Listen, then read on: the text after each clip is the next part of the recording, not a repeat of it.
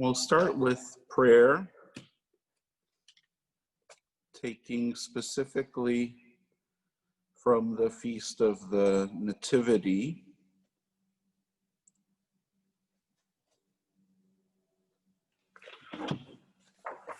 From the Vespers. Actually, the Great Compline, the evening prayer before sleeping. Most of the prayers have a connection to monasteries. That's where they come from too. So the services are most commonly kept in monastic settings. So many times we don't get to hear some of these hymns in parishes. In the name of the Father, and of the Son, and of the Holy Spirit. Amen. Rejoice, rejoice, Jerusalem. Make merry, all you who love Zion. Today Adam's bonds are loosed, and paradise is open to us. Behold, the serpent is brought to naught, seeing that a woman he deceived has now become the mother of the Creator. Oh, the depths, the richness, the wisdom, and the knowledge of God. That very instrument of sin that had brought death to all flesh now becomes today the first fruits of salvation to the world through the Mother of God. By her, the all-perfect God has become a babe, being born without breaking her virginity's seal. By means of his swaddling clothes, he has loosed the chains of our sins. By his birth as a child, he has healed the pains and sorrows of Eve. Wherefore, let the whole creation exchange glad tidings and rejoice. For Christ has come to renew it and to save our souls. In the name of the Father, and of the Son, and of the Holy Spirit. Amen. Let's see. Okay, so we're going to pick up kind of where we left off last week, since this is more or less a continuation. And we actually left off with a rather lively discussion about the current nativity scene in Piazza San Pietro in the Vatican, which is a little bit controversial, and there are some among you, Isabel, who don't like it specifically. So I did think we would start with that because firstly, it's something that unfortunately shows a little bit of the ugliness of, and I'm not talking about the nativity scene, I'm talking about the behavior of some Christians. They have used the nativity scene to attack the Pope. It's become, it's taken on an unfortunate life of its own. And, everybody's a critic. And fine, these nativity scenes are subject to the artistic whims of artists, as well as the critique of those who behold them, and those who may decide to purchase them. And that's one of the reasons why, if we look at, historically, their nativity has gone through a huge amount of artistic versions and presentations. There's no shortage of differences, of style. Obviously, there are some who prefer more, we could say, classical images. I don't want to say traditional, because if we're going to say traditional, then we have to go back to the time of Jesus, because the tradition means consistency with the historical event. And that's a little different, because most of us have in our minds, when we think of the nativity scene, the crèche, we have a European version of the nativity. where, usually something kind of Baroque, a lot of angels, with people kind of almost dancing, you could say. And that's what we see on a lot of Christmas cards. We see these images, and everybody's with their hands all over the place, and they're nice, they're emotional, they're familiar, they're warm, so they have a number of different things that are a part of them. But there is room when it comes to the images, the nativity scenes. There is room for a lot of different variations, and that's what we're seeing. We're seeing in the Vatican this year. It is a not so traditional scene, not one of the classics, but done in a little different style, and a lot of work. As someone who is engaged in some of the artistic process, those massive figures took a lot of work to create, because they are made out of ceramics and pieced together, and they are larger than life. So it is impressive just as far as the technology that and artistic creativity of these teachers and their high school students who made them. And so what I did want to share with you, I have a couple of different nativity scenes, which we could say are definitely not consistent with the tradition. So this is the most European of them. And this is a printed nativity scene that is based on a drawing that is then cut out. And it is very European in its look, and it should be, because it's from the early 1800s, the early 1800s, Central Europe, Austria, and Austro-Hungary. So that's a little more what we're familiar with. We have, I'm sure you got Christmas cards with similar images. And then my favorite nativity scene consists of this one, which is a unique piece created by an artist in Argentina using traditional native design. Joseph looks like this. And this is made out of also pottery.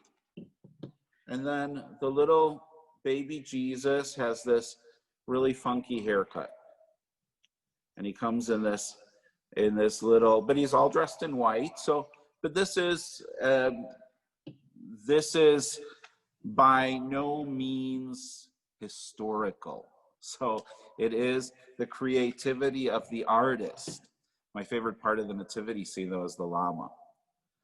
But and then the other scene that I have is this one of St. Joseph and Mary holding Jesus. And they actually, I thought, oh, they kind of resemble the ones at the Vatican. They're kind of pillar-esque. And these are from Indonesia. And so they reflect, again, some of the culture. Just like what we see in the Vatican reflects the culture of Abruzzo, the region that produced it, where pottery and ceramics are a part of their local tradition from before the birth of Christ. And so it's not that big a deal. People are getting all upset about what they see in the Vatican, and it is another version of the Nativity and nothing more. They should not get all obsessed and read into it. They should work on their own spiritual lives instead of here getting obsessed by what's going on in the Vatican and how the Pope is destroying everything or whatever. But so that's one thing. I just want to get that out of the way. Obviously, we're looking a little bit more at traditional images of the Nativity. The Nativity, as I mentioned, just to give a little bit of a historical rundown, because this does get interesting before it gets confusing, and then it gets interesting again. With history, trying to figure out, well, where does this stuff come from? The feast of Easter, the resurrection of Christ, was established in the church from the very beginning. It was observed and celebrated, and there were different days that were set for it before we come to the councils, Council of Nicaea, that does address the feast of setting of the feast of the resurrection. The Feast of the Nativity doesn't have quite the same experience. And so the Feast of the Nativity comes into local practice.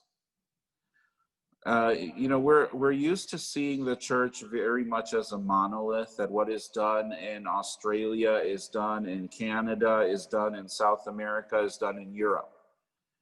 In the early church, there were different saints celebrated within different local churches. Every local patriarchate or even archbishopric had the right to recognize their local people as saints. And so, of course, some of the feasts also came because of local tradition, as well as the observance of different feasts. In the city of Rome itself, the Nativity, the feast of Christ's Nativity, comes into somewhat of a local practice around the year 336. So that is still within the lifetime of Constantine, and just some 11 years after the Council of Nicaea. How do we know this? Well, not because of any huge preserved piece of information about like the liturgy or the prayers of the Nativity, because all of that was still being developed. Where we find it mentioned is in a book that is called the Depositio Martyrum. It is a book that talks about the lives of the martyrs of the city of Rome. And so within it, we find the first mention of a liturgical celebration or observance of Christmas, of the Feast of the Nativity. However, beyond that, we don't have any other information. There are no nativity scenes. There's none of the trappings that would be familiar to us today. And it really isn't until a little further along in the year 354, where we find in a text called the Chronographo Romano. And it is basically, you could say, a liturgical calendar of the Church of Rome. And there is very specifically, so it's not just a little mention as it is in the Depositio, in the earlier text. There we actually find a whole sentence that reads, Tertia calendas Januarias natus Christus in Bethlehem Judaeae. So it means then the third day of January, which is a little different as we measure time. It actually falls on December 25th today. Christ is born in Bethlehem of Judea. And so the Chronographo Romano is based on the Depositio Martyrum. It's just a little bit more specific as it comes to the liturgical life. So in Rome, around the year in the 350s, we find that the Feast of the Nativity of Christ is celebrated. It is celebrated because well, anything associated with the life of Jesus should be somehow liturgically commemorated on the calendar that we have. It also shows that at that time was already being observed. So by the year 336, a feast that was called the Epiphany was being observed. And the Feast of the Epiphany, just like Theophany, it has a similar meaning. Epiphany means manifestation. And Theophany means God manifests himself. And both words are used interchangeably. They are Greek words that have been also used in Latinized forms. This feast was set to the calendar on January 6th. And we're not sure exactly why. There are a couple of theories which will come into play as we look at this. But it did have something to do with the winter beginning to change, and so the days becoming longer, because it is not far separated from the winter solstice. The Feast of the Epiphany consisted of 3 specific movements. It consisted, of course, of the baptism of Christ, because that was viewed as probably the single most important event in the early part of Jesus's life and ministry. It was also the first time in the New Testament when the Trinity is clearly revealed. And so it's a Trinitarian event. And so that was the first revelation. The second revelation is the 3 magi coming to venerate Christ. And that was also on the very same day. So the church was celebrating a number of seemingly, you could say, unrelated events, at least time-wise. They weren't like, all part of one chronological sequence, but rather they seem to be separated. And even the most important one was the baptism. And then you kind of go backwards to Jesus's childhood when the kings come. So they're not even, you could say, in chronological order. They are in order of theological importance, in order of revelatory importance. And so the biggest revelation being the baptism, and then symbolically, the second revelation that is so important being the 3 kings, because the 3 kings represent us. The 3 kings are Gentiles. The 3 kings are not Jews. And so, and then the third event that was connected to this Feast of Epiphany was Jesus's first miracle in Cana of Galilee. So it does, to our ears today, it kind of sounds like, what were the fathers thinking? How could they connect these things? But they saw the event of the first miracle of Christ as being that key point where he begins to reveal himself to the people of Israel through his works, his miracles, and his teachings. And so that's why that's put right there, connected as kind of, you could say, the third Epiphany. And so based on that, we can say that the way it is celebrated today, the Eastern churches who observe on the 6th of January the feast of Christ's baptism are correct.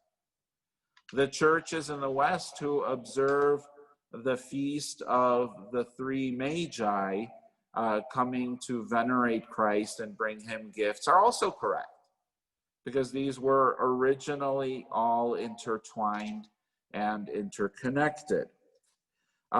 With time, though, things become a little more separated. Just as a footnote, amongst all of the communions of Christianity, from Protestants right down to the Assyrian Church of the East, one of the earliest Eastern churches, we find the feast of the Nativity / baptism, so without Cana, we find those two celebrated on what we could say is the same day only in the Armenian Church. For the Armenian Church, December 25th is just another day. They do not celebrate Christmas on that day, and it's not because they're not old calendar, so it's not like that's another topic. But the Julian calendar, we celebrate on the Gregorian calendar, which is the reform of Pope Gregory, which corrected the calendar by putting in leap years so that we were not losing days. The Julian calendar today is 13 days behind. And so Christmas is celebrated on January 7th in places like Russia, the Coptic Church, the Ethiopian Church, the Serbian Church. Many of these churches celebrate according to the Julian calendar, which is the not corrected calendar. And so even though for us and on their civil calendar, it says January 7th, if you go to their liturgical books, it says December 25th, because they didn't have the Gregorian change or correction. The Armenian Church celebrates according to the Gregorian calendar, but they don't celebrate Christmas, the Nativity, separated from the feast of the baptism. And so when the sun sets on the 5th of January, in the Armenian Church, they celebrate the feast of the Nativity. And on the 6th in the morning, when they return to church, they celebrate the feast of the baptism of Christ in the Jordan. And that is the original intention, I would say the original mindset of the church was to link those two feasts together, because this way all the questions that were asked at the moment, at the event of the Nativity, are answered when we look at the feast of Christ's baptism.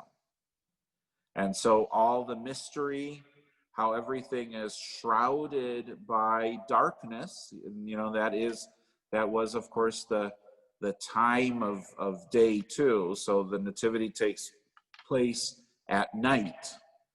And then the ones who come are confused. I mean, beginning with Joseph, who is still considering divorcing Mary, but quietly.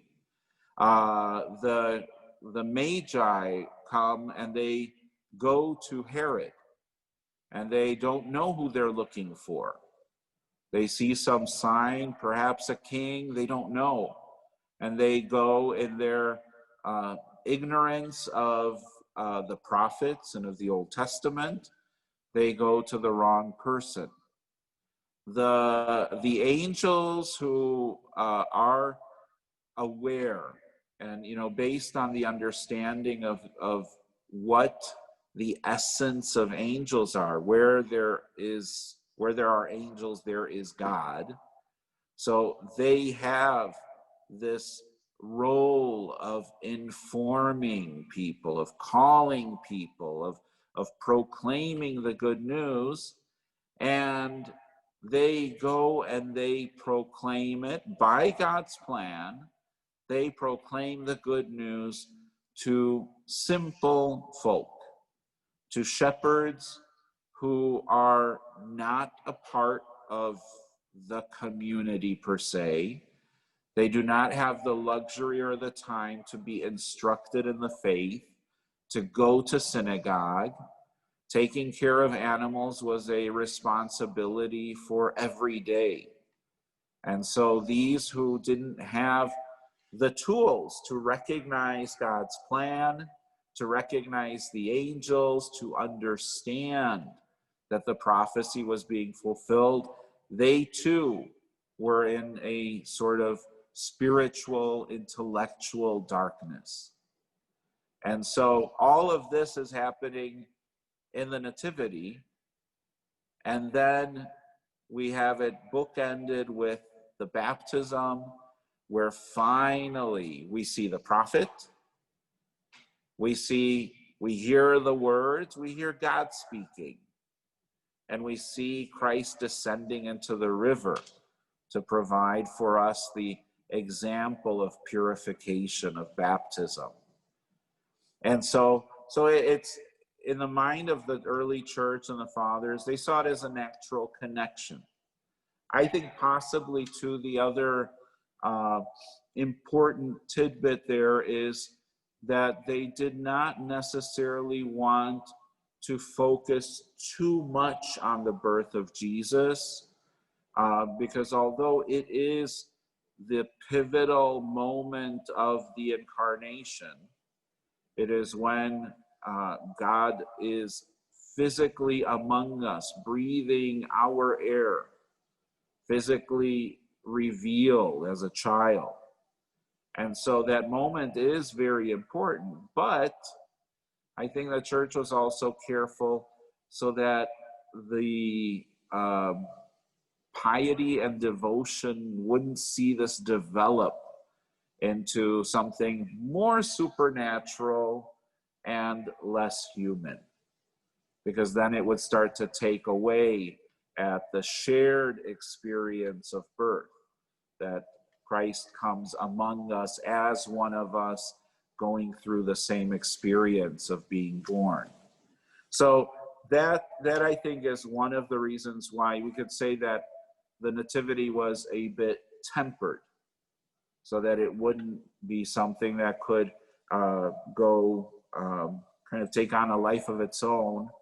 Again, removing that clear idea of Christ sharing humanity with us in the fullest sense. Now, it would be fun if we had more time. It would be fun to make bets on the guest days of Christ's nativity. Believe it or not, there are quite a few different options. And because historically, we don't know, and there are wonderful specials on, different cable stations and National Geographic trying to match up, like the skies and the phenomenon of the Star of Bethlehem with a specific date and place, and to figure out when exactly was Jesus born. But the reality is we don't know with certainty. And there are different early Christian writers who had different theories about those dates. So Clement of Alexandria, who lived between the years 150 and 215, so he says the 20th of May. Then he changed his mind and he said the 10th of January. And then he changed his mind again and he said the 6th of January.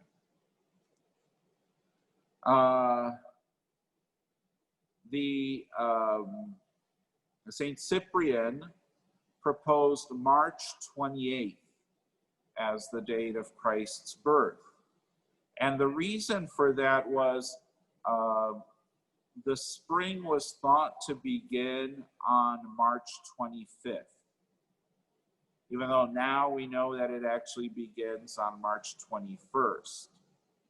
And so, but the 25th was given because it was thought, well, this is a new beginning. And so it would be a good feast for the springtime, the birth of Christ. Can you imagine how different things would be? Saint Hippolytus suggested April 2nd. I have no idea why.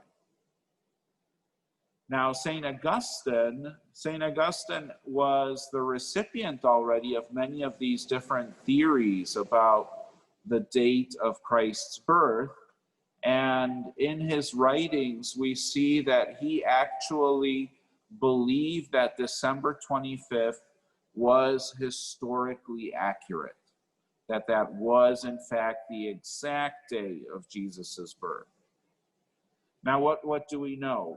Well, we know that Roman Emperor Aurelius made December 25th a holiday dedicated to the Sol Invictus. And that was the victory of the sun, because that being, in their mind, the winter solstice, meant that the days began to become longer and there was more sun. So it was the victory of the sun. And so Aurelius set the day for December 25th, and it was officially celebrated for the first time in the year 274. The whole worship of the sun, it's interesting to mention as a little footnote, it is tied to this religion that came to Rome from the Persians. It is the cult of Mithras, and Mithras is, I don't really want to go into a lot of detail about it, but it was an astrological cult that had to do with the cycle of life and the battle between good and evil, as was symbolized by a warrior and a bull. And it was a mystery cult. So it was something where people belonged to it, but it had a certain,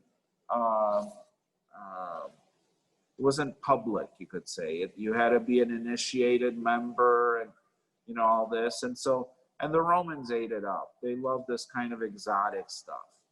And, you know, if Mithra, the cult of Mithra was still around today, so I'm sure it would be practiced all over California. It's like, well, you know, it's an exotic thing. And that's, the Romans did the same thing. They saw it as an exotic religion. They liked that you had to be secret members, and, you know, and so they joined for the wrong reasons. But with it, because they didn't really understand the religion, they made kind of a Roman version of it. So certain feasts like the conquering sun, because that was part of that astrological cycle, that became a very big holiday. And so much so that it eventually influenced even the emperor to make it a holiday, kind of in the realm of Roman religion. Now, we know that because of that, because of the 25th of December being observed as this sun holy day, that there was a tension that developed between Christians and neophytes. So those were Christians recently converted to Christianity who still had, you know, their foot in some of the old pagan ways. And so Julian the Apostate, who was one of the Roman emperors already ruling out of Constantinople, in the year 362, so this is already, you know, 50 years into the Christian Roman Empire, Julian, and since we call him the Apostate, you know what happened with him.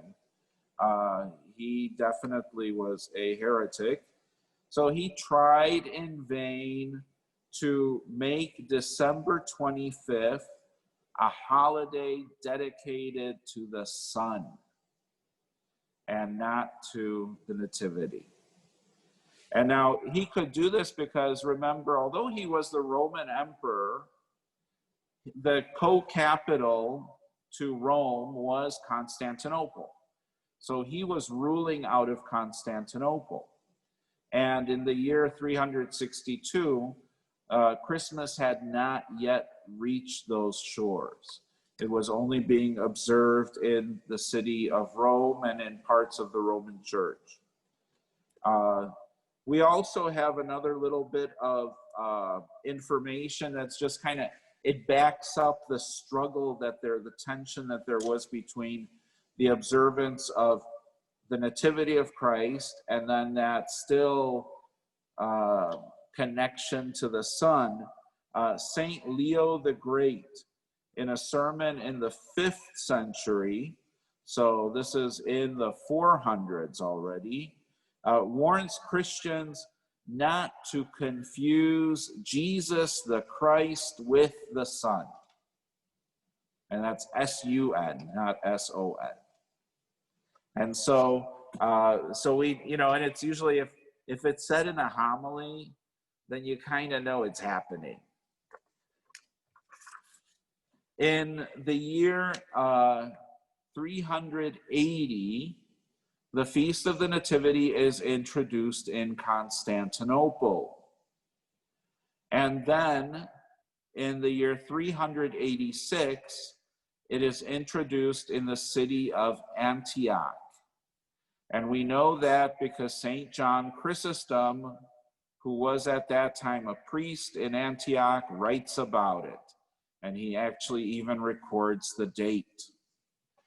An interesting footnote is that in the year 381, and this is a fascinating text to read, especially for those of you who have gone to the Holy Land. A nun by the name of Egeria, she is from Spain. She makes a pilgrimage to the Holy Land and she writes a diary. And so she writes what she observes and what she sees. And there, of course, the remarkable thing is that many of the things she describes are still what we see when we go there. She saw some of the very same things and prayed at the same place as we did. And so in the year 381, when she is in the Holy Land, she records in her travel diary that in the city of Bethlehem, they do not celebrate December 25th, but rather they celebrate Nativity and the baptism of Christ on January 6th. And so in the very place where Jesus was born, they do not celebrate Christmas on December 25th. It's not separated yet. And we also hear then, it does spread slowly. Egeria is from Spain, so we can surmise that by 380, the celebration of the Nativity has gone from Rome to other parts of the Roman Church. And Spain at that time was directly under Rome. And so she was familiar with it. And that's why she comments on it, because she was surprised that it would not be celebrated on the same day at the site of the basilica built by St. Helena over the grotto, the cave of the Nativity.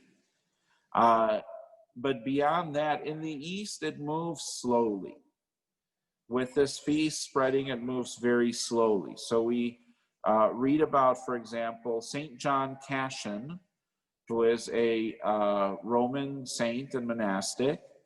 When he visits Egypt around the year 420, he makes the comment that the Christians of Egypt celebrate only the baptism of Christ on January 6th. So we're imagining that on the 5th in the evening they celebrated the birth, but he doesn't comment on that at all. But he comments on the baptism as being the main celebration of the Epiphany, and that the 25th, again, is not the day of Christmas. In the year 439, Patriarch Juvenali introduces the feast of the Nativity in the Church of Jerusalem in 439. And you know what happens? You wouldn't believe it. It doesn't catch on. Christmas actually became kind of relegated to, well, that was Patriarch Juvenali's thing. And then it gets taken off the calendar again. And so it has an interesting history. It isn't until between the years 634 and 38 that the Feast of Christmas is added to the calendar of the Church of Jerusalem that runs the place where Jesus was born. Ironically, they are the last church to add it to the calendar. Now, I do want to say one thing, though, that is very important. Remember that they did celebrate the Nativity, but it was together on the 6th of January with the Feast of the Baptism. So it wasn't ignored. They just didn't see the necessity to separate them. And a very important thing also, just as like another tidbit of information, the emperor, the Roman Byzantine Emperor Justinian, the same one who built the Hagia Sophia in Constantinople, around the year 535, made December 25th a civil holiday. So it was not only a religious holiday in church, but it also became a state holiday. So that's kind of an interesting development also. The feast of January 6th at that point becomes the bookend to the observance of Christmas. And we have in the Eastern churches, there are basically, 12 days of Christmas. And that brings us right to the feast of the baptism of Christ. In the East and in the West, it's gone through a little bit of a different process. The 6th has become focused on the Magi. So let's look at the Magi.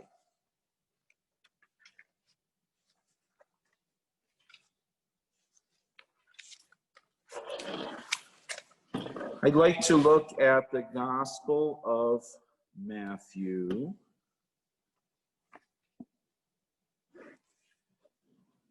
At the chapter 2. When Jesus was born in Bethlehem of Judea in the days of King Herod, behold, Magi from the east arrived in Jerusalem, saying, "Where is the newborn King of the Jews? We saw his star at its rising and have come to do him homage." When King Herod heard this, he was greatly troubled, and all Jerusalem with him. Assembling all the chief priests and the scribes of the people, he inquired of them where the Messiah was to be born. They said to him, "In Bethlehem of Judea, for thus it has been written through the prophet, and you, Bethlehem, land of Judah, are by no means least among the rulers of Judah, since from you shall come a ruler who is to shepherd my people Israel." Then Herod called the Magi secretly and ascertained from them the time of the star's appearance. He sent them to Bethlehem and said, "Go and search diligently for the child. When you have found him, bring me word that I too may go and do him homage." After their audience with the king, they set out, And behold, the star that they had seen at its rising preceded them until it came and stopped over the place where the child was. They were overjoyed at seeing the star, and on entering the house they saw the child with Mary his mother. They prostrated themselves and did him homage. Then they opened their treasures and offered him gifts of gold, frankincense, and myrrh. So there are a couple of interesting things. These men also have had quite an interesting journey, and I'm not talking just about how they journeyed in the Bible. Through history, things have gotten quite interesting. Let's begin first with Magi. The word is a Sanskrit and Persian word. Originally, it means great or gifted. And in Persian specifically, since Sanskrit is the older language, it has the original root. In Persian, the word is magush, which means magician or wizard. So someone who has powers. Don't think magician as in, the guy who does magic tricks at a child's birthday party or sleight of hand. This is in the sense of someone who has a power. And now in the Old Testament, the same word, magi, which in the Greek Old Testament is magos, just like it is in the New Testament, magos, magi, plural. In the Old Testament, magos means specifically wizard or magician. So it doesn't have any connection to the Sanskrit or Persian word, which makes it interesting because the Magi are not considered magicians. And so in the tradition of the New Testament, although the word coincides with the Old Testament, the understanding is completely different. So certainly because they came following the star, they observed the star, they were astrologers. Probably most likely they were clergy, priests, within their native Persia. And Persia is not just limited to what we know as Iran. It is from the Fertile Crescent of Mesopotamia, which is today in Iraq, and then including all of Iran. So they possibly were Zoroastrian. Now remember that the cult of Mithras also comes from Persia. However, the cult of Mithras was not at that time widely practiced in Persia. So these men were not Mithraic, but rather probably Zoroastrian, because that was the dominant religious group of Persia. Matthew says very specifically that they came from the east. And that's also a very important geographical placer. Early Christian writers who commented on these men, Clement of Alexandria, Diodorus of Tarsus, Cyril of Alexandria, John Chrysostom, and many other writers, early Christian writers and fathers, affirmed that these magi were Persian. Persia was one of the dominant cultures of the ancient world, with a great sophistication, with beautiful works of art, technology, their civilization, their literature, their poetry were renowned even in Jesus's time. And so, of course, their astrology was very well developed. Tertullian refers to these magi as fere reges, which is a Latin word that means almost kings. And so Tertullian is the oldest source that we have that alludes to their royalty. See, because how do you go from religious astrologers who may be clergy to kings? You know, we're singing "We Three Kings of Orient Are," and they're not really kings according to the gospel text. So where did this come from? Well, St. Augustine also recognizes them as kings, as royalty.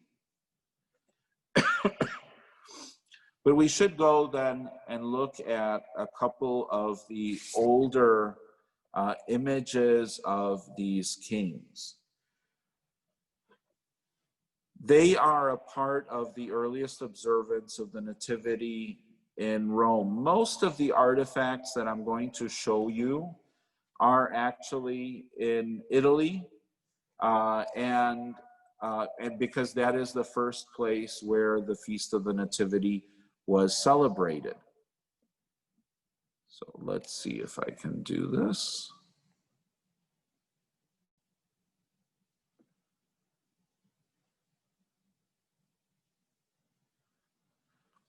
So this possibly is one of the oldest images of the kings coming to Mary with Jesus. And this is from Rome, from the catacombs of Priscilla, or Priscilla dei Acili. The Acili family was a noble Roman family that dates their origins to the 3rd century before Christ. And we know that the head of that family in the year 97 was tried and convicted of having changed his faith. And so it is one of his descendants, we think his granddaughter, whose name was Priscilla, and she gave land to Christians to use as catacombs. And so those catacombs bear her name. In that catacomb, we find 3 of the oldest images of the Nativity of Christ and the 3 kings. Here is one of the Nativity. And this is from the year 230. It has been dated using carbon dating techniques and has been dated to 230 to 240. And so, and we can see Mary with baby Jesus.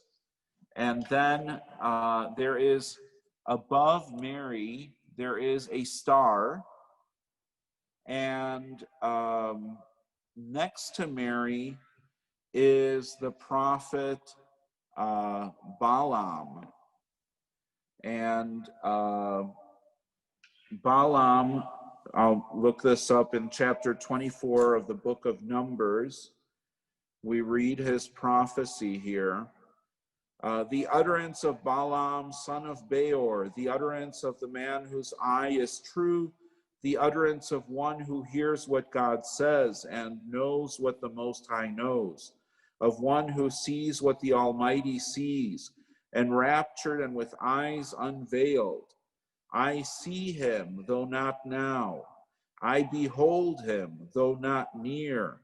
A star shall advance from Jacob, and a staff shall rise from Israel, that shall smite the brows of Moab and the skulls of all the Shuthites, till Edom is dispossessed, and no fugitive is left in Seir. Israel shall do valiantly, and Jacob shall overcome his foes. And so this text from Numbers was considered the prediction of the star. And so Balaam appears in some of the earliest images as a prophet pointing to the star, because he predicted it, and he says it, and it's beautiful when you read it, and he says very clearly what he sees, and says in those, I see him, though not now. I behold him, though not near. So he's already speaking about the coming of the Messiah in this star.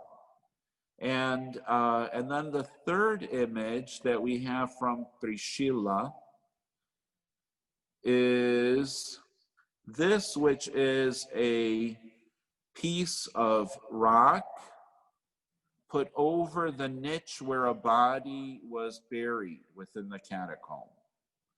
And so you can see on the left, behind the last of the Magi, you can see a letter, and that would have been the name of the person who is buried there. And interestingly enough, again, so we have these three men, and we have Mary seated kind of on a throne with Jesus in her lap, so in a kingly position. And then behind her again is the prophet Balaam pointing to the star. Now there are people who say that's not Balaam, and they say it's Micah or Isaiah. But I think more people think it's Balaam because he is connected directly with the star. And so it makes it a little more interesting. So these images, you notice that the kings are dressed, well, the Magi are not dressed like kings. So they all look rather younger, and they also have clothing which seems a little exotic. It doesn't look like the normal clothing we associate with royalty or with the Magi. And here, let's take a look at, this is from a sarcophagus from around the year 350. I believe this one is in the Vatican. And so here we see the three Magi carrying gifts. We see Mary, we see Jesus, we see camels. And the three men look almost like young men, and they are wearing what is called a Phrygian hat. It is a Persian hat. It is something that is recognizable as part of the clothing that Persians would wear. And it might perhaps be also related to their religion. We don't know, but there are in the East, especially in India, there are traditions about wrapping one's head. So, for example, Sikhs, and wearing also the hair in a top knot. That's also present within Sikhism. And so perhaps that was a covering for the way that they wore their hair, but they are depicted in that way, and that is kind of unique. Where else do we find that kind of interesting Phrygian hat? We find it images of the 3 youths in the fiery furnace.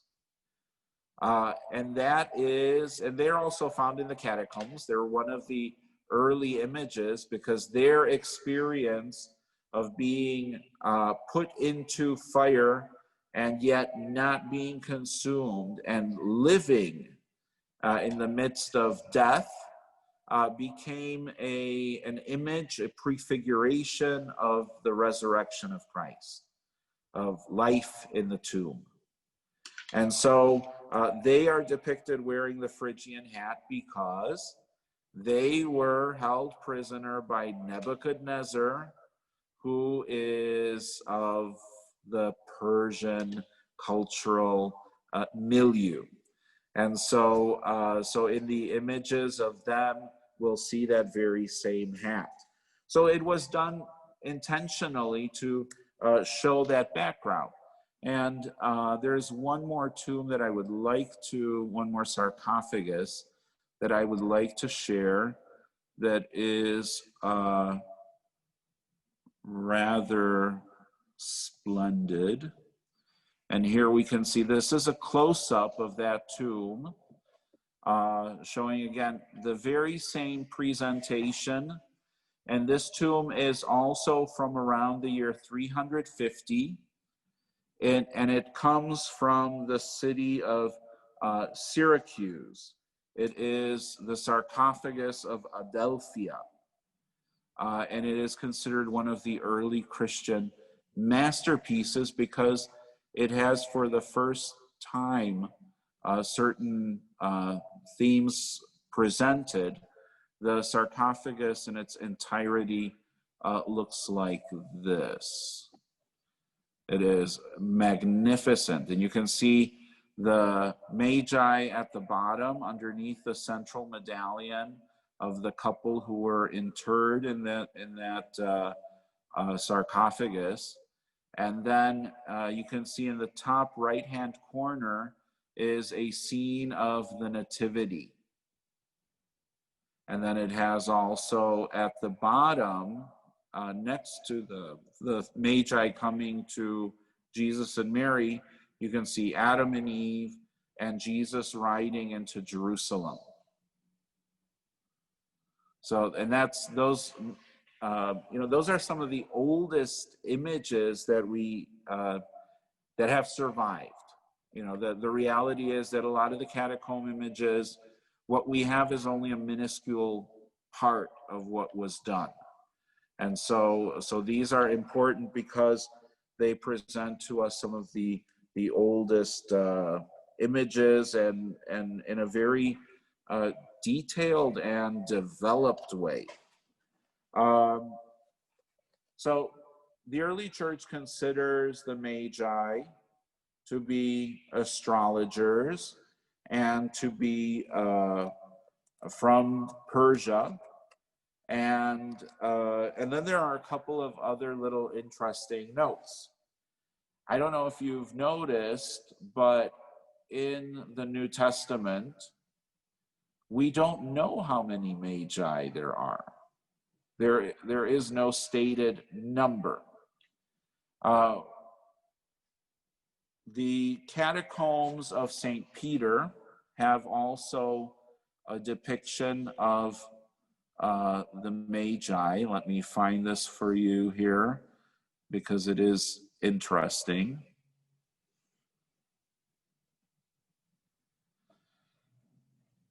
And look at how many Magi there are. And the third one is not like on a side panel or something. This is it. 2 Magi at the catacombs of St. Peter. The catacombs of Domitilla, on their depiction of the Magi, has 4.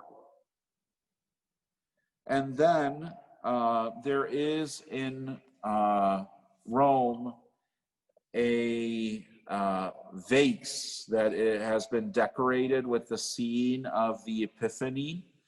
And on that scene, there are depicted 8 Magi. So not quite set in stone, literally. So then where did we come up with the three? So Origen is credited with limiting the Magi to three, one per gift. Apparently, Origen never heard of people sharing a gift and, contributing to a community gift, but hey, we won't hold that against him. He's also credited with coming up with their names or discovering their names. Now, Origen is connected to Alexandria, and so it's no surprise that the actual oldest historical record that we find about their three names, Gaspar, Melchior, and Balthazar, the oldest mention we find in a monastery where they are inscribed in a wall of a cell. Some pious monk made a list of different saints that he prayed to, and he included these three. Now, they're so uncommon as far as names that there's no doubt that he was thinking about the three kings. And so that is from the 7th century. And what is considered is that the name Gaspar is European, the name Melchior is African, and the name Balthazar is Asian. I have no idea how they came up with that one. Nonetheless, it isn't until the 12th century that we begin to hone in on what we are familiar with, the three kings who display three different ethnicities, as well as being more mature and also being kings. They are no longer astrologers, and ironically, none of them are from Persia anymore.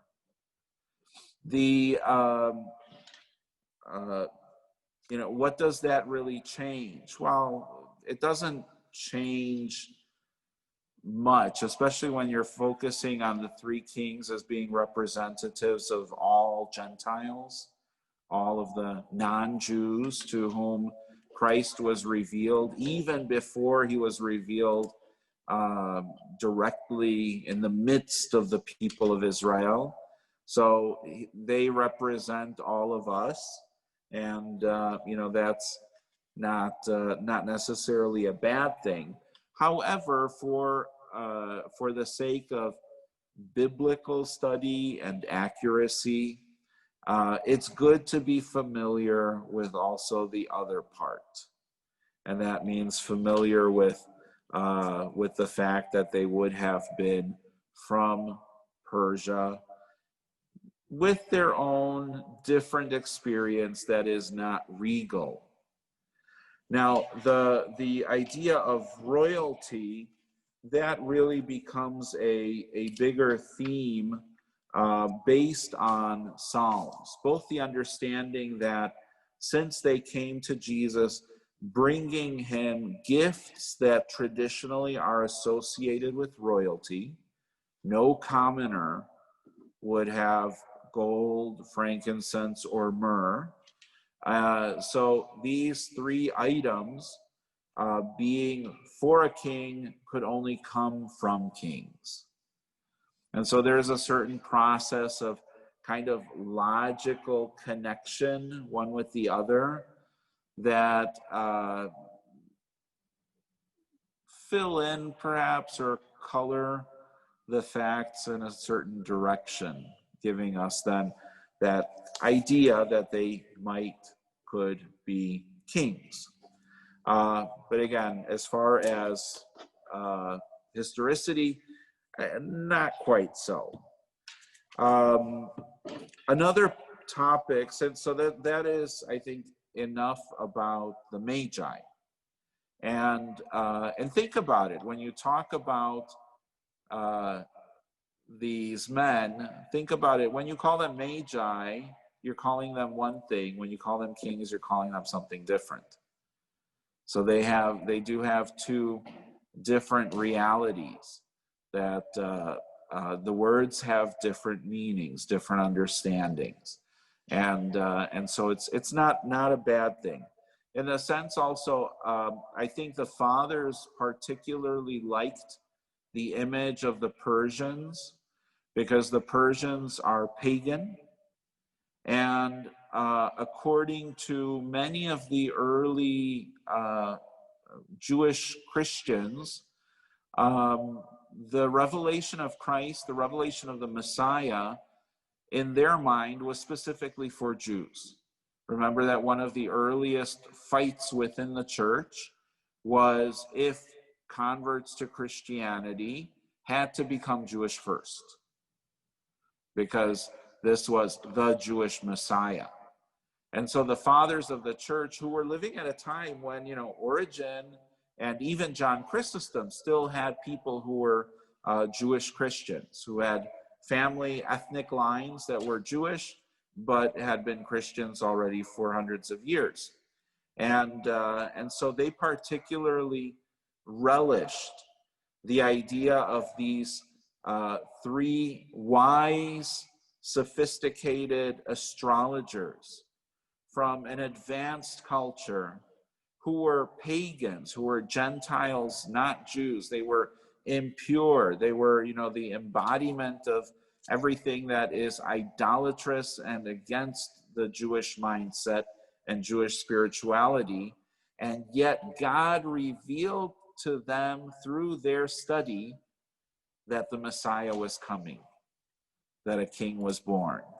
And so this was, in a sense, it was kind of in your face, to the people who were pushing that we had to be Jewish first. And it does have a very important meaning in the early church. And that's why I think they fully embraced the idea of the Magi being Persians coming to visit Christ.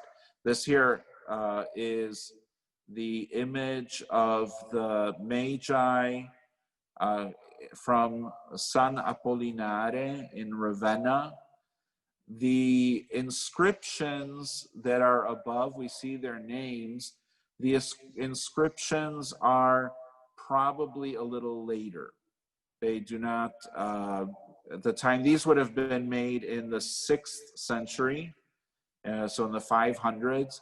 And at that time, they still would not have had an established tradition about their specific names. And as you can see, although they are luxuriously dressed, you could say court dress, they are still Phrygian. They still have the hats that give them their specific Persian identity. When I saw those images, so I always think of like the Smurfs. They have the same type of a hat. Who knows? Maybe the Smurfs were Persians too. I digress. So, leaving aside the Magi, who are fascinating, and just FYI, their relics are in the Cathedral of Cologne, Germany. And their relics arrived in Cologne during the period of the Crusades. And so that is, since there was, once you have the relics, you have a pilgrimage, and it became part of actually the Camino is even connected to the Cathedral of Cologne. It was one of the most visited places in late medieval Europe. So let's now turn to another little conversation that we were having about Saint Joseph. Saint Joseph, we talked about the importance of his role. His role is not as a traditional father or foster father. His role is not as a traditional husband, but it's a role which is uniquely his. We don't have words to describe the title that he would bear. But foster father is used often, and husband is also used. So his role, just recapping from last time, was to protect Mary and Jesus from the ramifications of the law.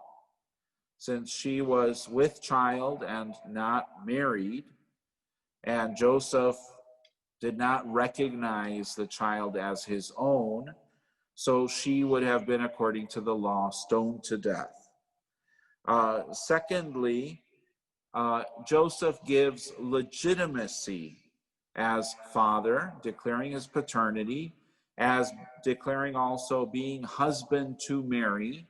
The birth of Jesus renders him legitimate as a child, which was important for the Messiah. And then thirdly, Joseph provides the lineage of David. So Jesus is Davidic both from his mother as well as from Joseph, his foster father. So there are a lot of different things about Joseph, and we've come into this year of Saint Joseph, declared by the Pope a couple of weeks ago. And Joseph has been obviously a part of the story, especially of the Nativity, from the earliest writings of the church. He has been a difficult figure, though, to deal with, because I think one of the understandings is that, and especially this has taken off within Protestant circles, is that he and Mary, had other children. And then many times we see their relationship as being somehow more intimate than it ever needed to be. We see that, and that's very often it's us just kind of superimposing or projecting our own ideas of intimacy and company, and not being alone and things like that we deal with, but we project it onto them, not realizing that, Mary was never alone because she was touched by God. And so there's a connection there that supersedes our understanding. And God was always with her. And no doubt, Joseph being in the presence of Mary like this and seeing Jesus growing up as a child also felt that presence of God imminent, right there, tangible, next to him. And so Joseph is given, he has a number of roles within the church. He is one of the protectors of the church. You could say patron saint of the church, because he protected Mary and Jesus. And then he is also the patron saint of the sick. And that connects to, he is the patron saint of a happy death. Why is that connected to Joseph, since we know nothing about his actual death? Well, we know that he died before Jesus began his ministry. Jesus was 30 when he began his ministry, and as is the tradition of Jewish families at that time, an unmarried child would not leave home.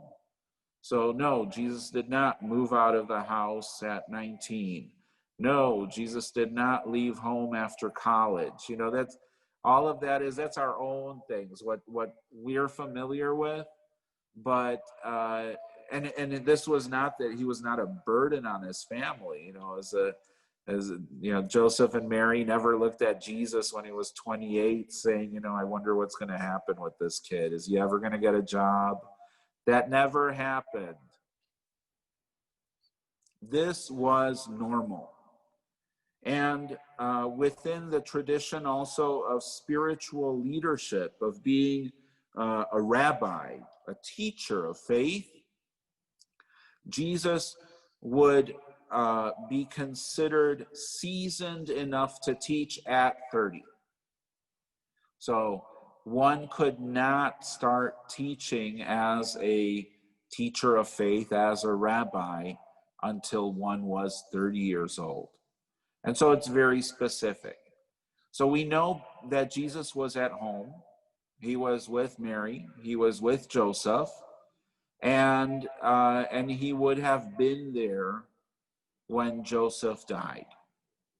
And so having both Mary and Jesus at Joseph's bedside, the presence of God here manifested on the face of the earth, Jesus Christ himself, the one who gives life, is there for when Joseph transitions, when he falls asleep in the Lord. So that's why it is considered the happy death, because there is that proximity not only of Mary who is interceding, but Jesus who is receiving the soul. And so that is why that connection is there, even though we don't know specifics about his actual death. Now, there are different writings, and I'm sure a lot of different things will be coming out within this year dedicated to Joseph. Different visionaries have had visions of the life of Joseph, and they have written about it extensively. These visions are not based on historical sources. So they're coming out of latter piety and devotion, and perhaps God did reveal something to the different visionaries. However, and most of them are from the 16th century on. So very far removed from the historical person of Joseph. Some of the things that are also piety, not doctrine. St. Jerome started the pious notion of the perpetual virginity of St. Joseph. And so he similarly, like a few of the other early fathers, he places Joseph in opposition to Mary. And so Joseph becomes kind of a reflection of Mary. And so since Mary is a virgin before, during, and after the birth of Christ, and so Jerome also piously believed that Joseph was also a virgin before and throughout his life, before Mary and throughout his life. Some people have taken that on as a big thing. The problem is that within the tradition of the Proto-Evangelion, we, of course, hear a little bit differently. And so even Jerome, he took different things from the Proto-Evangelion, and then other things he kind of packed back in and said, I'm not going to agree with that. So, he selected some of the things to keep and then other things to teach.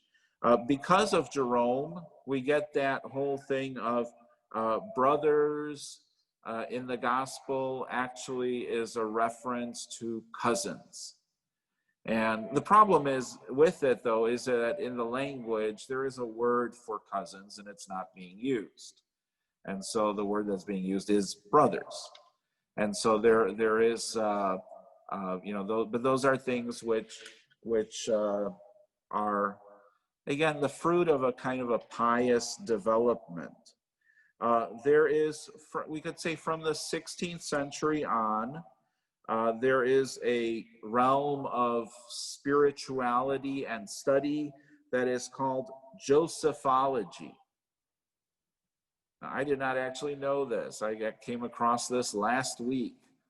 But just like there is Christology, the study of Jesus Christ, there is Mariology, the study of Mary, there is also a more recent study of Joseph, Josephology. And this is where they dip into some of the sources. So there are different prayers that are dedicated to Saint Joseph, the rule of Saint Joseph, different congregations, especially after the 1500s, have developed novenas and spiritualities that are connected to the person of Joseph. Interestingly enough, St. Thomas Aquinas does not agree with St. Jerome on the perpetual virginity of Joseph, but he picks up the necessity of Joseph, that Joseph wasn't accidental or coincidental, but he was chosen. And he was chosen because Mary and Jesus needed Joseph, and he mentions two specific reasons: because of the stoning, because of the legal ramifications, and then also for protection, the protection of the child and the protection of his mother. And so St. Thomas, I would say, generally agrees with the earlier church's tradition. And also, interestingly, St. Joseph was one of the personal patron saints of Saint Therese of Lisieux. And she specifically mentions him in her diary, and she calls him the protector of virgins. And that very title is derived from the Proto-Evangelion of St. James, because that was what the high priests at the temple charged Joseph with when he took Mary as betrothed. So he was charged with protecting her virginity. And that was considered, of course, perpetually. It was not just before marriage, but rather that specific state before, during, and after the birth of Christ. And so it's interesting. The Proto-Evangelion does actually run into some other spiritualities that we can easily look up and verify. The bigger issue, though, is that in the beginning in the 16th century, and it begins very slowly, Joseph begins to age backwards. And so he becomes, in the 17th century, younger, and in the 18th century, even younger. And so the idea, and I'm not sure where this comes from, and it is something that is, it's definitely worth a doctoral dissertation. But it's interesting to see the images where we see very clearly that, so this is by Giotto. We see a man who is, I would say, pushing 60. So not a young man. This is 13th century. And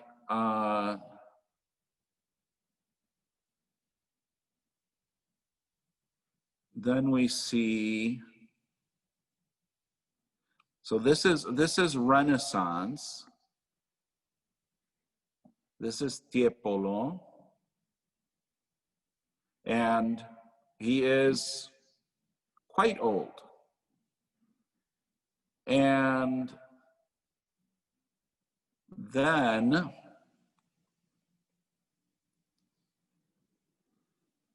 all of a sudden, wham, he's a lot younger. And we see it, and it occurs over and over again. And I'm sure this this year dedicated to Saint Joseph, we're going to see Joseph presented to us. This last one was by Murillo, Esteban Murillo. And he's the one who's famous for the Immaculate Conception Mary paintings. But we see that he's getting younger, and of course it's disconnected from the telling in the Proto-Evangelion, which points out the difference in age. And it also, but I wonder if a part of it, see, the Proto-Evangelion sees no issue with an older man and a younger bride, because his role was not to have a family with her.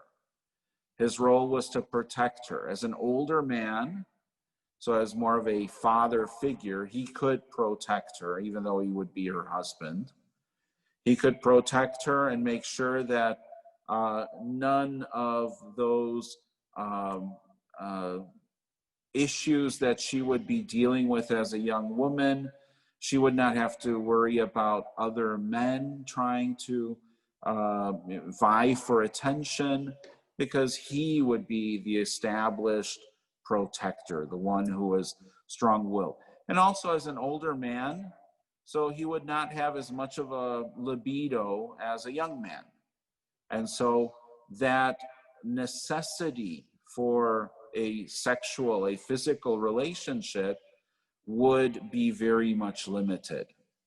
So there is an awareness, I think, in already from the Proto-Evangelion, that Joseph's role is complex, but it's also psychological. It also has a certain logic behind it.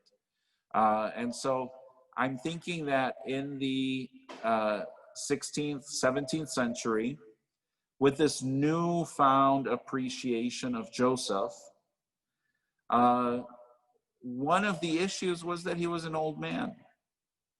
And, to Europeans who were reading about Romeo and Juliet and young love, and they were seeing beautiful royal couples, and love marriage was a thing now, because remember that marriages were arranged.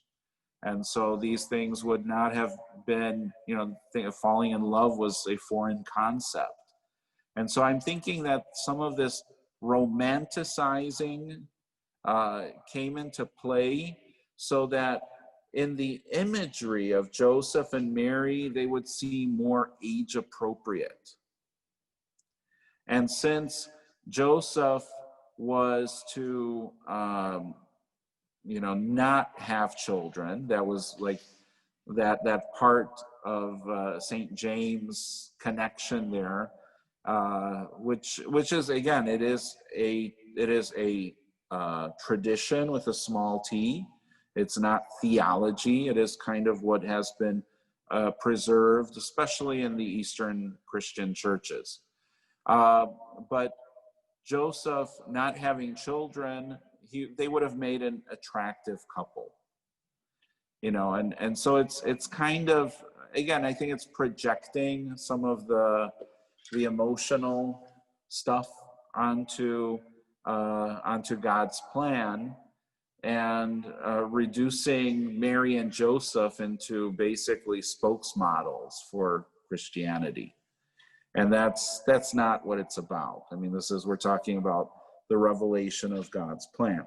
So that's a little bit of an issue when you see that the aging and unaging, and then his wonderful plastic surgery or whatever happened there in the 17th century, he becomes a very different man. I do want to share with you also a couple of other things.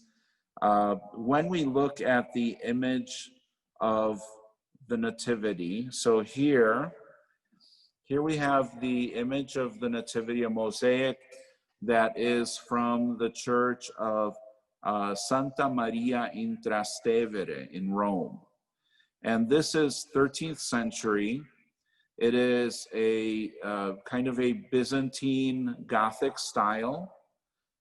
There are some things that are already not iconographic as far as Byzantine iconography. And you'll notice like the way that Joseph is sitting, the folds of his clothing are much more realistic, as well as Mary too. But the same way of depicting the birth of Christ, this is 13th century, so we're talking about 1,000 years of the same depiction of Mary reclining on a mattress in the cave, Jesus wrapped as a mummy, so prefiguring how he would be wrapped in death and buried in the tomb. And the manger that the animals eat out of is hewn out of stone, just like the tomb he was buried in was hewn out of stone. And Mary and Jesus are kind of at the center of the mosaic. Joseph is shown there having his doubts, and the angel is shown speaking with the shepherds. This image, this is very traditional, you could say it's very iconographic, but we do find it echoed in other images. So, for example,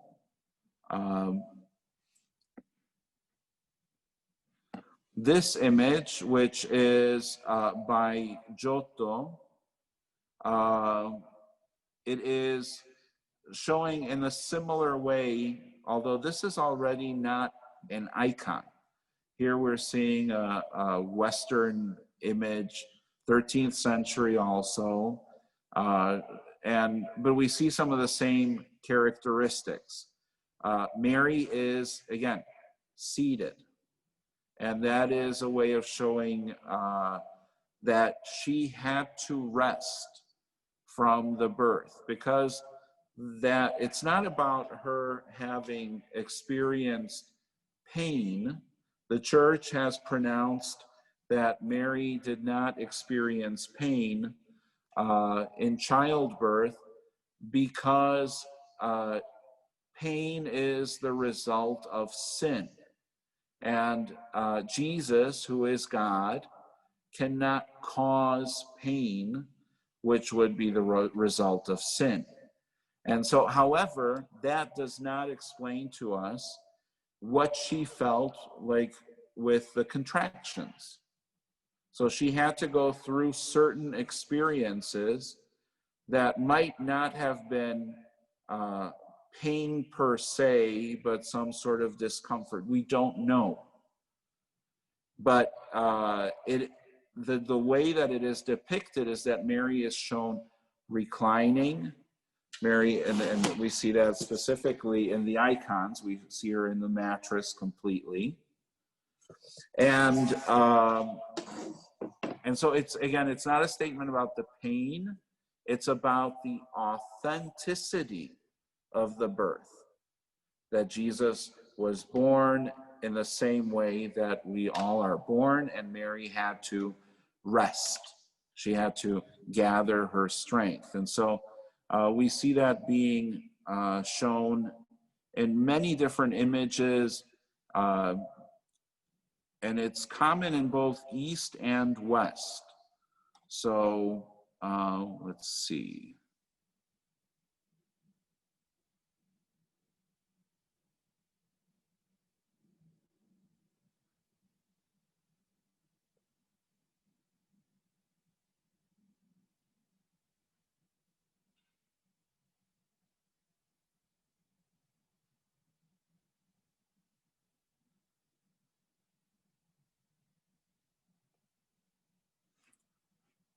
Okay, this is not the one I wanted.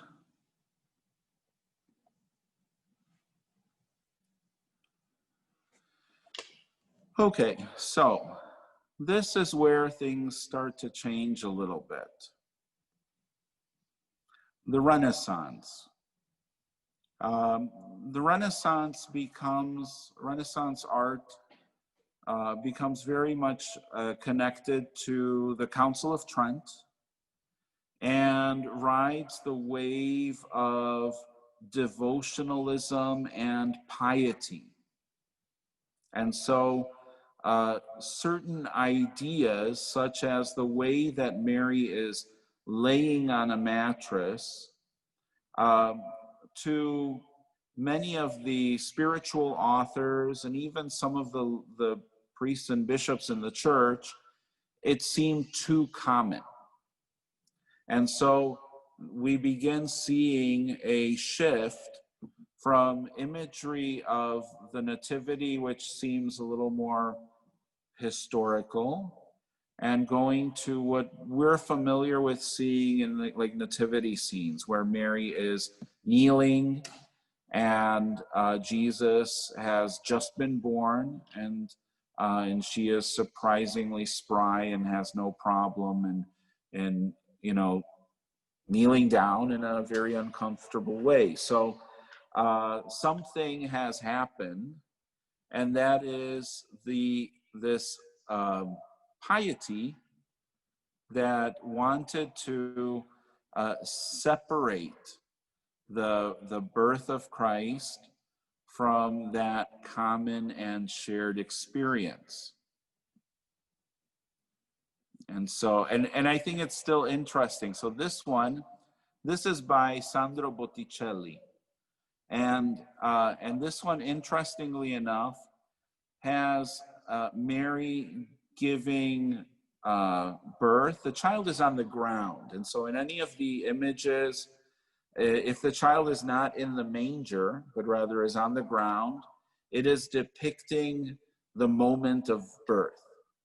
And so there was a pious belief in that period of the 16th century that the birth of Jesus came about in a supernatural way, that somehow Jesus emanated out of Mary's body without going through the birth canal, because if he did, he would break her hymen and then she would no longer be considered a virgin. And so, and that's wow, that's a big jump. And so you'll see when you look at some of the paintings of the Nativity, you'll see even I was looking for one of the Dutch masters. He depicted a ray of gold that went from Mary's womb to the Christ child on the ground. And this was from a nativity painted in the 1400s. You know, so that became a very popular belief. And it changed a little bit the way that that we see the nativity. You know, when you see the iconography, when you see the old images, even from the catacombs of the nativity, it's not exactly what we're familiar with when we imagine our own nativity scenes and the decorations and the Christmas cards. But that is because there's been this bit of reworking of some of the real elements. Could it have to do with the fact that, you know, after the Middle Ages, after the Council of Trent, there was more of a focus on spiritualizing events in the life of Christ and not focusing on the human experience? Could it be? Perhaps. Again, that would be interesting to take up in a PhD dissertation.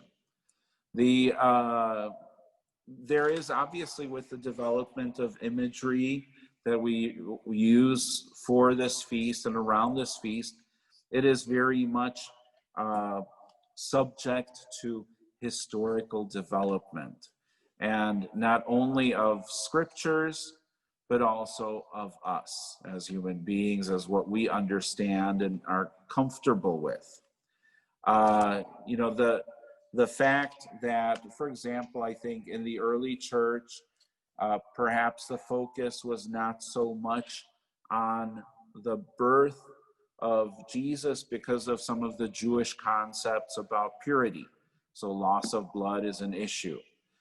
Those things, they influence the different parts of history, and we human beings, we change.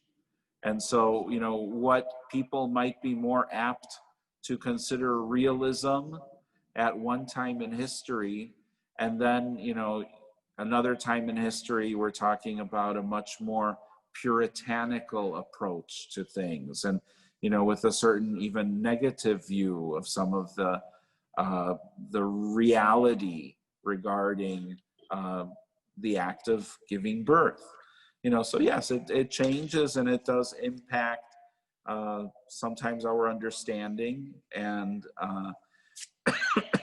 hopefully does not impact theology, and that would be the more important part of this discussion. What I'd like to close with reading for you from the prophet Micah, who prophesied about 700 years before Christ. And these are the trio of prophets that are a part of depictions of the Nativity. It's Isaiah, Micah, and Enoch also. And so reading from Micah chapter 4, verses 6 and on. In that day, says the Lord, I will assemble the lame and gather those who have been driven away, and those whom I have afflicted. And the lame I will make the remnant, and those who were cast off a strong nation. And the Lord will reign over them on Mount Zion from this time forth and forevermore. But you, O Bethlehem Ephrathah, who are little to be among the clans of Judah, from you shall come forth for me one who is to be ruler in Israel, whose origin is from of old, from ancient days. Therefore he shall give them up until the time when she who is in travail has brought forth. Then the rest of his brethren shall return to the people of Israel, and he shall stand and feed his flock in the strength of the Lord, in the majesty of the name of the Lord his God. And they shall dwell secure, for now he shall be great unto the ends of the earth. And so another prophecy about the coming of the Messiah. But could say those are the four prophets who play into this narrative. It is Isaiah, Balaam, Micah, and then Enoch. Those are the four that we see being remembered, being quoted, and then even now we see that they were even depicted in some of the oldest images of the Nativity of Christ. Another footnote to perhaps keep in mind, Isaiah does prophesy also about the coming of the angels. And he understands, and this is because this is one of those phrases we repeat a lot, glory to God in the highest, and we hear the angels singing. And so he looking at Isaiah. Isaiah speaks about the new song of the angels. And it is, he refers to that in chapter 42. And I think that is something else to, the placement of the prophets is very important when it comes to this to this feast. And so looking at chapter 42, it begins with, "Here is my servant whom I uphold, my chosen one with whom I am pleased, upon whom I have put my spirit." And then it continues on talking about what the Messiah will do. He establishes justice on the earth. "Thus that says God, the Lord, who created the heavens and stretched them out, who spreads out the earth with its crops, who gives breath to its people and spirit to those who walk on it. I, the Lord, have called you for the victory of justice. I have taken you by the hand.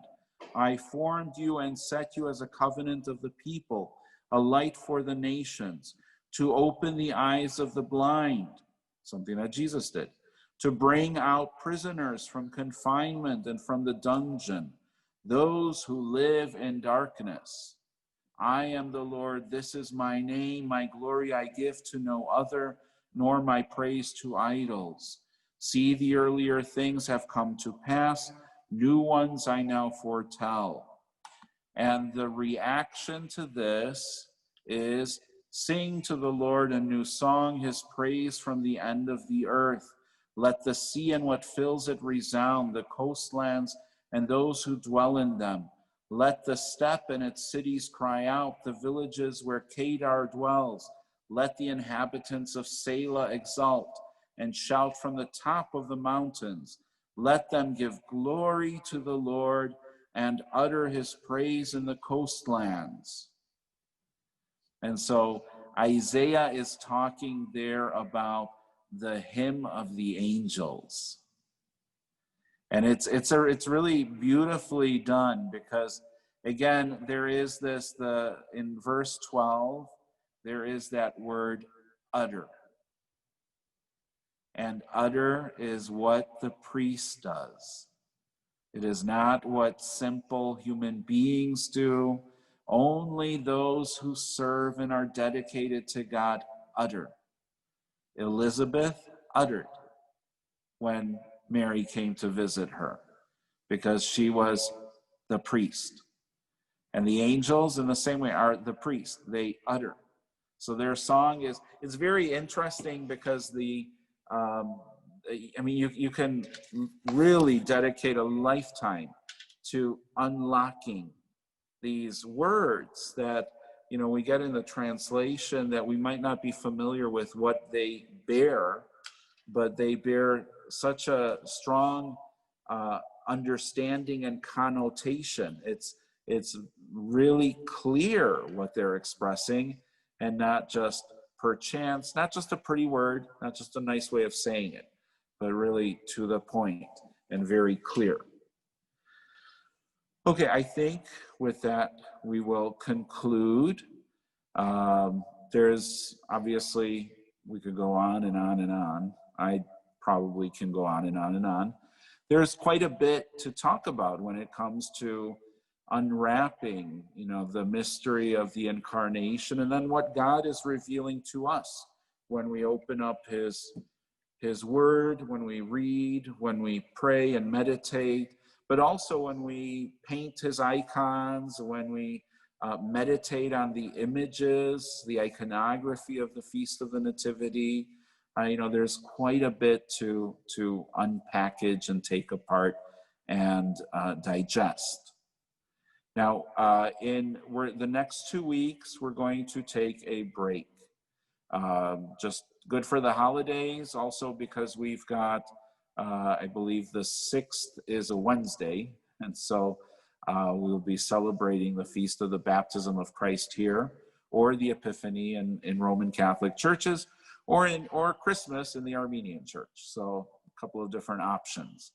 But when we resume, which I believe is Wednesday, the 13th of January, since we will be right there in that baptism tide, so it'll be right after the Sunday observance of the baptism in the Roman Catholic Church, and it'll still be in the festal period according to the Byzantine calendar.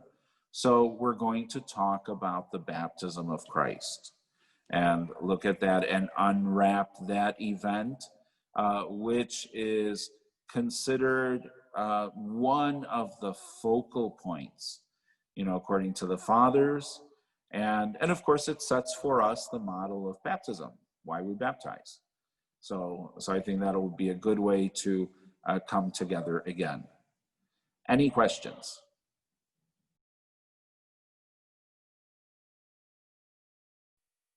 I think there's always, within Christianity, there's always the idea of threes.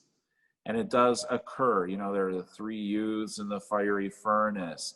There are the three angels that come to Abraham. So, there are three apostles that Jesus takes with him on the Mount of Transfiguration. So 3 is obviously an important number. However, biblically speaking, we don't know. That's the first thing. And I think the most logical explanation for 3 is because there were 3 gifts. I think that's probably the first, like the primary reason. Secondary explanation could be then, yes, it is a reflection of the Trinity. I do want to share with you before we leave, just because I find it a lot of fun to antagonize some people. Here's my favorite nativity scene, Isabel. There it is. That's the Vatican's nativity scene.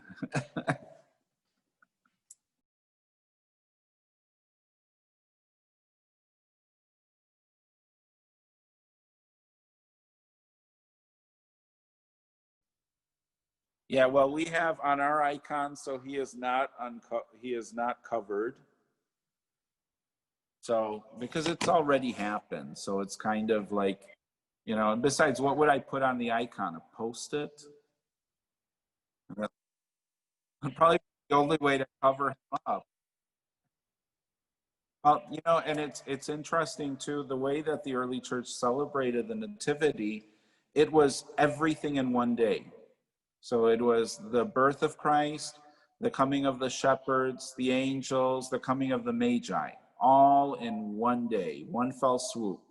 And in the Eastern churches, like the Byzantine Catholic Church, we celebrated all on the 25th. Then on the 26th is the feast of, which was formerly called Salutations to the Mother of God. And it is the feast of the Mother of God. It is, and it's a very normal, real holy day. It is the day when all your neighbors, your nosy neighbors, your annoying family, they all come to visit and see the mother and child. And so that's why it's salutations to Mary, because it's when everybody focuses on her. And then the first Sunday after Nativity, the only Sunday after Nativity, is we remember Joseph, David, his ancestor, and Saint James, brother of the Lord. And so it becomes kind of a family celebration.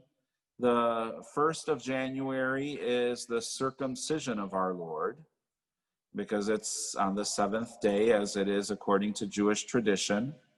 And so it runs a little different course, and so I remember going to churches where, like when I went to school, so they would have the nativity scene set up front, and on top, one of the confessionals were like the shepherds and sheep, and on the other confessional were the 3 kings. And so they would have on the 25th, this would be the setup, and then like for the 26th, then the shepherds would come, and then the kings would split up. There'd be 2 kings on one confessional and 1 king and a camel on the other confessional. And so it was like they were slowly getting closer to Bethlehem. So that used to be the drama, and it was exciting. It was an interesting way to connect to some of the events day by day. But then again, on the other side, this is also celebrating everybody together, is is also very meaningful and beautiful. You know, the important thing is to celebrate. So, Merry Christmas, Happy New Year, Feliz Navidad. See you in a couple of weeks, or so. Happy New Year, Buon Natale.